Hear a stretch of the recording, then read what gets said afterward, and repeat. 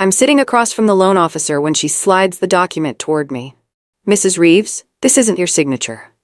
The words don't register at first. I lean forward, look closer. My name, Hannah Reeves, written in smooth, confident strokes across the refinancing contract, except it's not mine. My signature has always been messy. Quick loops, uneven letters, the kind of signature that looks rushed because I'm always in a hurry. This one is perfect. Too perfect. "I'm sorry, what?" I manage. The loan officer, Patricia, looks uncomfortable. "This signature, it's not yours, is it?" My heart starts hammering. "So who signed it?" She hesitates, glances at her computer screen, then back at me. "According to our records, your husband." The floor tilts beneath me. My palms start sweating. "Mark, my husband of 10 years, used my name to refinance our house, our home, without even asking, without telling me, without my knowledge or consent."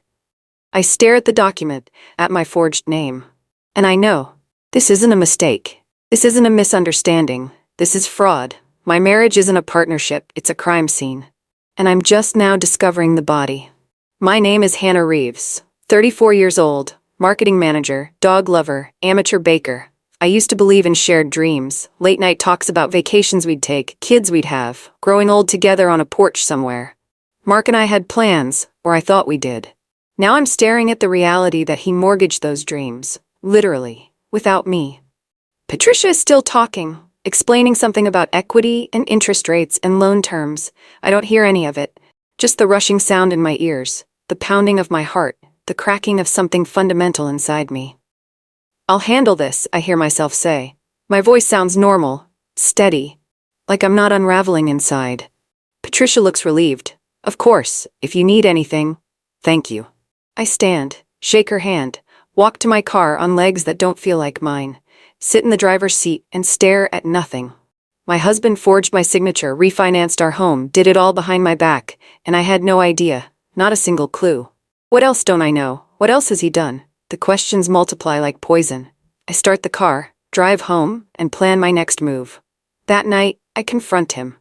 Mark is on the couch, scrolling through his phone, beer on the coffee table. He doesn't look up when I walk in. "Why did you refinance the house without me?" He keeps scrolling. "The house, you refinanced it without telling me."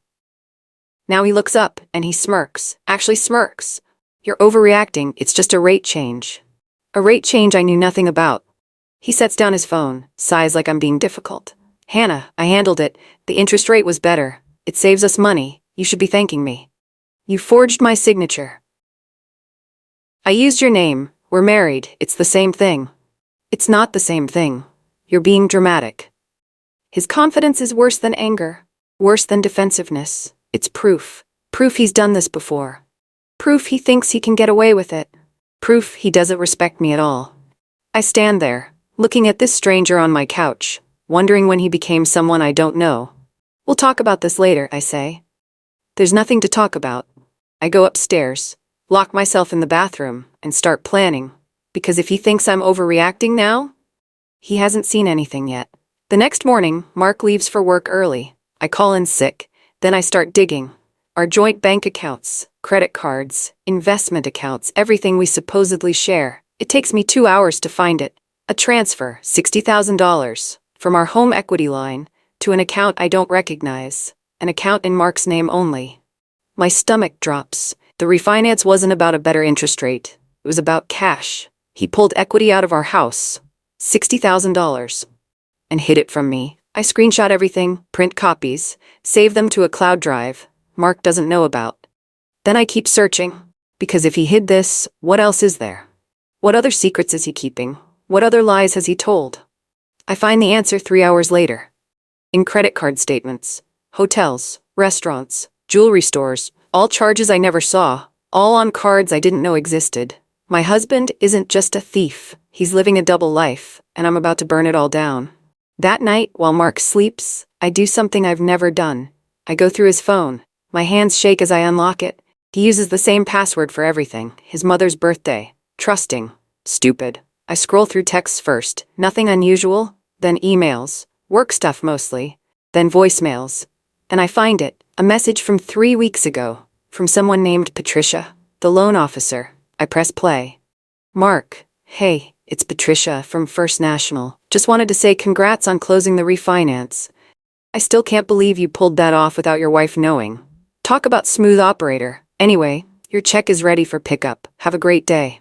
I replay it once, twice, 10 times, until I can quote it word for word, until every syllable is burned into my brain. Can't believe you pulled that off without your wife knowing. Proof? Direct. Undeniable. Recorded proof.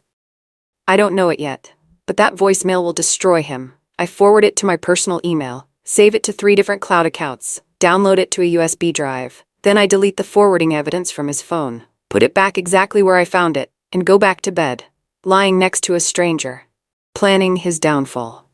The next morning, Mark tries to flip it. You've been acting weird, he says over coffee. Weird how? Paranoid, suspicious, you've always had trust issues. I look at him. This man I married, this man I trusted, who's now gaslighting me. Maybe I do, I say calmly. He smiles, like he's teaching a child. See, that's what I mean, you need to work on that. I nod, sip my coffee, say nothing. Because I've learned something important. Quiet is power.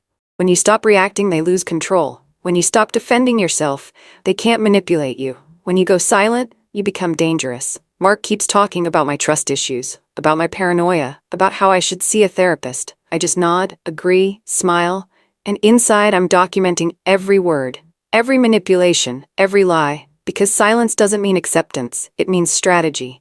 And I'm building mine, one quiet moment at a time. Mark has no idea. He thinks he's winning. He's actually losing. Badly. He just doesn't know it yet. I go to our home office, the drawer where we keep important documents, mortgage papers, insurance policies, tax returns. I open it, and my blood goes cold. The original mortgage documents are gone, just a faint outline in the dust where they used to sit. Everything else is still there. Birth certificates, social security cards, our marriage license. But the mortgage papers vanished. He's covering his tracks, removing evidence, destroying the paper trail. But he's too late, because I've already started making copies. Digital backups, photos, scans, everything saved in places he can't access. I document the empty drawer. Take photos from multiple angles. Note the date and time. Add it to my growing evidence file. Every move he makes to hide his crimes just creates more evidence of guilt. Every document he destroys proves he knows what he did was wrong. Every lie he tells, another nail in his coffin. Mark thinks he's being smart, thinks he's staying ahead, but he's not covering his tracks. He's highlighting them in bright red ink for a judge to see. Someday soon, very soon.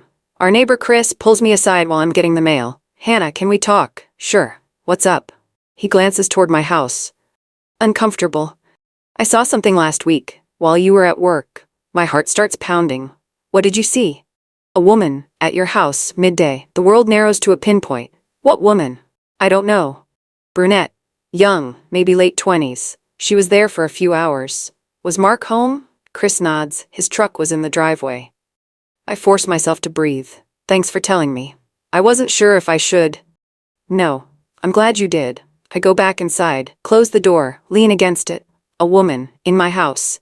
In the middle of the day, while I was at work. He didn't just steal my money, he brought someone to the house I built, into the bed I sleep in, into the life I thought we shared. My chest tightens. Not from sadness, from rage. Pure, focused rage. Mark has crossed every line, broken every rule, violated every trust, and he's about to learn what that costs. Everything.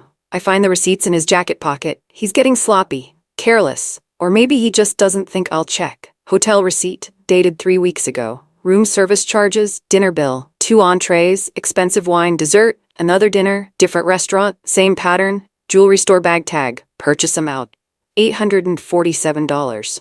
Every receipt is a confession. Every charge is proof, and he didn't even bother hiding them. I take photos of everything, document the dates, cross-reference with our credit card statements. The jewelry charge appears on a card I've never seen before. The dinners, too. He's been using hidden credit cards, funding his affair with money I help earn. With equity from our house, with my forged signature. I put everything back exactly where I found it. Go to my car. Sit in silence, and feel something shift inside me, from hurt to determination, from pain to purpose, from victim to prosecutor. Evidence doesn't cry, it doesn't beg or plead, it just waits. Patient, certain, undeniable, and I'm collecting it all. I make an appointment with our family accountant. Someone Mark introduced me to years ago, someone he trusts. Hannah, good to see you. What can I help with? I slide the refinance statement across his desk. Can you explain this? He reads it. Frowns. You refinanced? Mark did, without telling me. His frown deepens. He pulls up his computer, types, clicks, reads. Your signature is on the consent form. I never signed that form. He looks up. You're saying, he forged it. Long silence. Hannah, that's fraud. I know. That's a crime. I know that too. He leans back, studies me. What are you gonna do? I need documentation. Everything related to this refinance. Every form, every signature, every communication. This could ruin him. He ruined himself. The accountant nods slowly. I'll get you everything. Hearing the word fraud out loud makes it real. Official. Undeniable. This isn't a marriage problem. It's a criminal matter. And I'm the victim, but not for long, because victims don't gather evidence. Prosecutors do. And I'm building a case so airtight Mark won't be able to breathe. I follow him, feel ridiculous doing it, like a character in a bad movie, but I need to see her. Need to know who she is. Need proof of what Chris saw. Mark says he's meeting a client for lunch. I call in sick again, follow him from a distance. He drives to a diner across town, parks, goes inside. I wait. 20 minutes later they come out together. Her, the woman from my house, she's young, pretty, laughing at something he said. He touches her back as they walk to his truck, the same way he used to touch mine. She gets in the passenger seat, he kisses her before starting the engine. My hands shake as I take photos, multiple angles, clear shots of both of them, the license plate, the timestamp, everything. Proof hurts, burns like acid, but it clarifies everything. This isn't just about money, it's about betrayal. Complete, total, devastating betrayal. And I'm documenting every second of it, for the day he has to face it, in court, in public, in front of everyone. That day is coming, soon. At home, Mark senses something's off. I've been too quiet, too calm. He wraps his arms around me from behind. You've been distant lately. Just stressed with work. You know I'd never hurt you, right? I feel his breath on my neck, and I picture my forged signature on that loan document.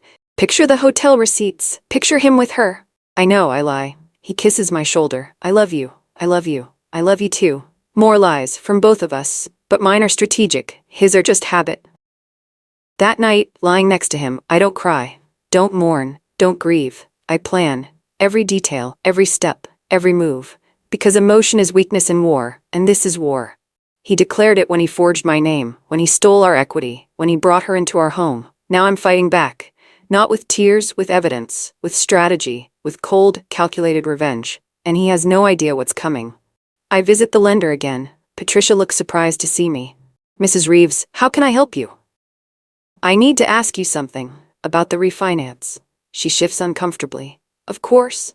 Did my husband bring pre-signed documents from me? Long pause. Yes, he said you'd already reviewed everything, that you were too busy to come in person. And you believed him? He was very convincing, said it was a joint decision. It wasn't. Her face goes pale. I'm so sorry. You'll be called as a witness one day. A witness? In court, when I sue him. You're suing your husband? For fraud, for forgery, for theft. She sits down heavily. I had no idea. You left him a voicemail, congratulating him on pulling it off without his wife knowing. I was joking. It's evidence now. Her eyes widen. Are you really going through with this? I look at her directly. He forged my signature, stole $60,000, cheated on me. What would you do? She doesn't answer. Exactly, I say. I'll testify, she says quietly. If you need me, I will. I leave feeling stronger. Every conversation, every admission, every witness. Building my case, one piece at a time. That night I do something risky. I call Mark from a blocked number, using a phone he doesn't know about. He answers on the second ring. Hello? I stay silent. Babe, is that you? Babe. He thinks it's her. Mark? It's me. His voice changes, relaxes. Hey, can't talk long. Hannah's getting suspicious. About what? Everything. The refinance, the money. I think she's checking accounts. Did she find anything? Not yet, but I need to be more careful. How did you even get her signature to look right? He laughs. Practice. I traced it like 50 times. That woman signs like a robot, so it was easy to copy. My heart pounds. I'm recording every word. You're lucky she trusts you. She's clueless. Always has been. I want to scream. Want to throw the phone. But I keep recording. What if she finds out? She won't, and even if she does, what's she gonna do? Leave me? She needs me. I record for another minute, then hang up, sit in my car, and listen to it again. His voice, his confession, his arrogance. This time it's not just evidence, it's a weapon, and I'm gonna use it. I take everything to a lawyer, not a family attorney, a litigator, someone who handles fraud cases. Her name is Rebecca Walsh. She listens to the voicemail, the recording, reads through the documents, doesn't speak for 10 minutes. Then she looks up. We can win this, criminally and civilly. Criminally, forgery, fraud, identity theft. These are crimes, Hannah, not just divorce issues. What happens to him? If prosecuted, jail time, fines, permanent record.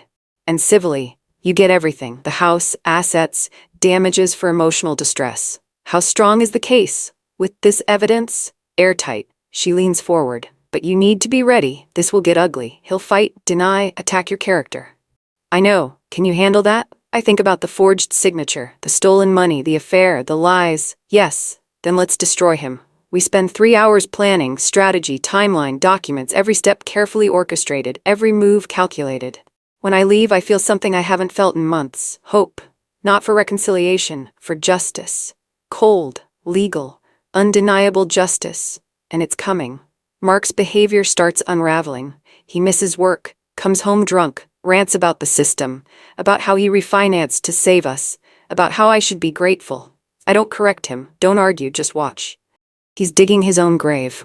One drunken rant at a time. You have no idea what I've sacrificed, he slurs one night. Tell me. Everything. I worked myself to death for you. The $60,000, where is it? He freezes. What, $60,000? From the refinance. That's for home improvements. What improvements? Future ones, planning ahead. Such obvious lies, such desperate scrambling. I record this too. Add it to the collection. Every conversation now is evidence. Every word, another nail. He has no idea he's being documented, cataloged, preserved for a jury to hear. He thinks I'm just asking questions, doesn't realize I'm building his conviction, one lie at a time. Soon, very soon, he'll understand. But by then, it'll be too late. Rebecca finds something, calls me to her office. There's another refinance attempt pending. What? A rental property, one you co-own. We sold that years ago. Apparently not. It's still in both your names, and he's trying to refinance it too. My stomach drops. When? Documents are already submitted. Closing is scheduled for next week. Can we stop it? I'm filing an injunction right now. She makes calls, types furiously, sends emails. Within 2 hours, the refinance is blocked, frozen, prevented. He was about to do it again, Rebecca says, I know, with the exact same forgery method. He didn't learn. Because he hasn't faced consequences, we add this to the lawsuit. Additional counts of fraud, additional evidence of intent, additional proof of pattern. Mark isn't just a one-time criminal. He's systematic, deliberate, repeated. And that makes everything worse. For him. And better for me. Because pattern proves intent. And intent proves he knew exactly what he was doing. This wasn't a mistake, it was a crime spree. And I'm the prosecutor. I stop reacting to anything.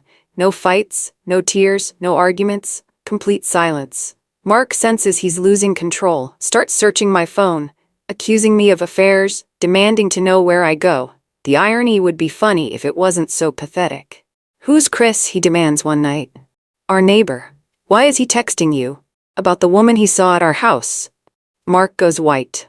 What woman? The one you brought here while I was at work. Silence. I don't know what you're talking about. Of course you don't. I go back to my book. Leave him standing there, spiraling. The shift in power is complete. He used to gaslight me. Now I'm gaslighting him. Not with lies, with truth. With calm certainty, with the knowledge that I hold all the cards, and he's holding nothing but lies, lies that are about to bury him. In court, in public, permanently. I smile to myself and keep reading, while he panics. Mark shows up at my office. I'm in a meeting when security calls. Mrs. Reeves? Your husband is here. He's agitated. I'll be right down. I excuse myself, take the elevator down, find Mark in the lobby, pacing, red-faced. You're ruining my life, he shouts. Everyone stares. I don't know what you're talking about. The refinance, the rental property, you blocked it. You tried to forge my signature again. We're married, it's our property. Then why didn't you ask me? Because you're being unreasonable. He steps closer. Security moves in. Sir, you need to leave. This is my wife. Sir. Now, I watch as they escort him out. Calmly, professionally, watching him be dragged from my workplace, in front of my colleagues, my boss, my team. It's humiliating for him, satisfying for me. A preview of what's coming, when he's dragged from court, in handcuffs, in front of everyone. I go back to my meeting, and don't think about him again. Until my lawyer calls, we need to talk about his behavior. Already handled. Good, because we can use this. Everything he does now hurts him. Every outburst, every accusation, every loss of control. More evidence, more ammunition, more proof. Patricia, the lender, calls me. Hannah, I need to tell you something. What? Mark left another voicemail. When? Last night, he was drunk. Can I hear it? She sends the file. I listen. Mark's voice, slurred and angry. Patricia, you need to help me. Hannah's trying to ruin everything. She doesn't understand business. She'll never know what I did anyway. I'm too smart for her. Just process the rental property refinance and we'll both make money. She's clueless. Always has been. He laughs. Actually laughs. Call me back. We'll figure this out. I listen 3 times. Each time my resolve strengthens. Will you testify? I ask Patricia. Yes, and I'm bringing this recording. Thank you. He deserves what's coming. She's right. He does. Every word of that voicemail will be played in court, every lie exposed, every manipulation revealed, and a jury will hear exactly who he is. Not the charming husband, the criminal, the fraud, the man who thought he was too smart to get caught. He was wrong, and he's about to find out exactly how wrong. We file the lawsuit: forgery, fraud, identity theft, emotional damages, seeking return of all funds, full ownership of all properties, punitive damages, and criminal prosecution. Mark is served at work, in front of his colleagues. I'm not there, but a friend who works in his building tells me what happened. He turned white, hands shaking as he read, looked around frantically, asked who called the police. Nobody had, yet. That evening he calls me. You're really doing this? Yes. You'll ruin both of us? No. You already did that. We can work this out. We can't. Hannah, please. You forged my signature, stole our money, cheated on me. What exactly should we work out? Silence. I'll fight this. Good, I have recordings. What recordings? Of you confessing. Everything. More silence. You recorded me? You forged my signature. We're both criminals now, except I have evidence. I hang up. Feel nothing. No guilt, no regret, just cold satisfaction. The war is official, and I'm winning. Mark's lawyer tries to paint me as unstable, and the claims I'm vindictive, that I'm overreacting, that this is just a marital dispute. Rebecca tears them apart in depositions, in filings, in every interaction. She produces the recordings, the voicemails, the bank records, the forged signatures, everything. Mark's lawyer withdraws within a month, citing irreconcilable differences with client. Translation: Mark lied to him. And lawyers don't like being lied to. The new lawyer is less confident, more defensive, trying to minimize damage rather than win. In a deposition, Mark glares at me. How did you get those recordings? I don't answer. Rebecca does. That's privileged information. She illegally recorded me. You illegally forged her signature. Multiple times. We can discuss ethics if you'd like. Mark's lawyer stops him from speaking. But the damage is done. His anger, his admission, all on the record, being documented, preserved, for a judge to see, for a jury to hear, for justice to use. The trial date arrives. I'm nervous but ready. We enter the courtroom, Mark on one side with his lawyer, me on the other with Rebecca. The judge reviews the evidence, then Patricia takes the stand. My heart pounds. This is it. The moment everything changes. Rebecca questions her gently. Did the defendant refinance his home? Yes. Did his wife sign the documents? Not in person, no. Did you verify her signature? He brought pre-signed documents. Did you ever speak with Mrs. Reeves directly? No. Did you find that unusual? At the time, no. He was very convincing. Did you leave him a voicemail after the refinance closed? Patricia's voice shakes. Yes. What did you say? I congratulated him on pulling it off without his wife knowing. Gasps ripple through the courtroom. Mark slumps in his chair. Can you play that voicemail for the court? The judge nods. Patricia's recorded voice fills the room. Mark, hey, it's Patricia from First National. Just wanted to say congrats on closing the refinance. I still can't believe you pulled that off without your wife knowing. The silence afterward is deafening. Mark won't look up. His lawyer looks defeated. And I feel vindication. Pure. Complete. Undeniable. The verdict comes quickly. Too quickly for someone innocent. The judge rules in my favor, on every count. Mark must repay every dollar. Plus interest, plus punitive damages, total $187,000. He loses his business license, faces criminal charges for forgery and fraud. Potential jail time, 2 to 5 years. As I leave the courthouse, reporters shout questions. How do you feel? Did you expect this outcome? What's next for you? I keep walking, chin up, silent. Because silence is my victory speech. I don't need to gloat. The verdict speaks for itself. Mark calls from the courthouse steps. Hannah, please. I don't turn around, don't acknowledge him, just get in my car and drive away. From him, from the marriage, from everything. Rebecca calls an hour later. The criminal prosecutor wants to move forward. Good. He'll likely plead out, 2 years, maybe less. That's fine. You won, Hannah, I know. And I did win. Not just in court, but in choosing myself, in fighting back, in refusing to be a victim. That's the real victory. 6 months later, I sign the new deed.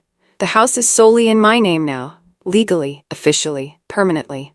I walk through each room, this house that was ours, now just mine, and it feels right, clean, free. Mark calls from jail, minimum security facility, 18-month sentence after a plea deal. I almost don't answer, but curiosity wins. Hannah, what do you want? I'm sorry for everything. I was wrong. I hang up, halfway through his apology, because I don't need it, don't want it, don't care. He's sorry he got caught. Sorry he's in jail. Sorry he lost everything. But he's not sorry he hurt me. Not really. I delete his number, block it, and move on. That evening I sit on my porch, my house, my life. And I think about how it all started, with a forged signature. A lie, a betrayal. But it ended with justice, with truth, with me winning. Not because I was vindictive, but because I refused to be victimized. I documented, I fought, I won, and now I have closure. Not from his apology. From the court, from the system he trusted, the system that played his own voice back to him, his confession, his arrogance, his downfall. I got it all. In court, on record, permanently. And that's enough. More than enough. It's everything.